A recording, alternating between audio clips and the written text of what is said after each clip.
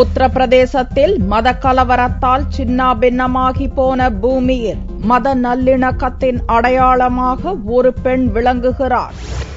உத்தரப்பிரதேச மாநிலம் முசாஃபர் நகர் மாவட்டத்தில் இம்மாத துவக்கத்தில் இருதரப்புக்கிடையே ஏற்பட்ட மத கலவரத்தில் 48 பேர் கொல்லப்பட்டனர். 40,000க்கும் அதிகமானோர் நிவாரண முகாம்களில் தஞ்சம் புகுந்துள்ளனர். முசாஃபர் நகர் மாவட்டத்தில் மத கலவரம் உச்சகட்டத்தில் நடந்து கொண்டிருந்த சமயத்தில் தெருவில் கேட்பாரற்று கிடந்த பச்சை குழந்தையை ரஃபியா என்ற பெண் தத்தெடுத்தார். பிறந்து 10 நாளே ஆன அந்த பெண் குழந்தைக்கு அரிபா என்று பெயர் சூட்டி வளர்த்து வரும் ரஃபியாவுக்கு 2 மகள்கள் உட்பட 8 குழந்தைகள் உள்ளனர். குழந்தை வளர்ப்பில் உள்ள சிரமங்களை பற்றி கவலைப்படாமல் கேட்பாரற்று அனாதரவாக விடப்பட்ட குழந்தையை தன் 9வது குழந்தையாக ரஃபியா ஏற்றுக்கொண்டுள்ளார்.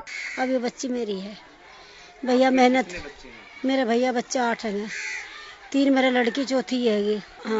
भैया 6 करोड़ रुपए दे कोई इंसान ने तब नहीं देनी. தாயை போலவே புதிய வரவை தன் சகோதரியாக ரஃபியாவின் மகன் ஆமிரும் பாசத்துடன் ஏற்றுக்கொண்டு விட்டான். अच्छी तरह पढ़ाएंगे जी, स्कूल पहुंचाएंगे, शादी करवाएंगे. அந்த குழந்தை ரஃபியா பின்பற்றும் முஸ்லிம் மதமாக இல்லாமல் இருக்கவும் கூடும்.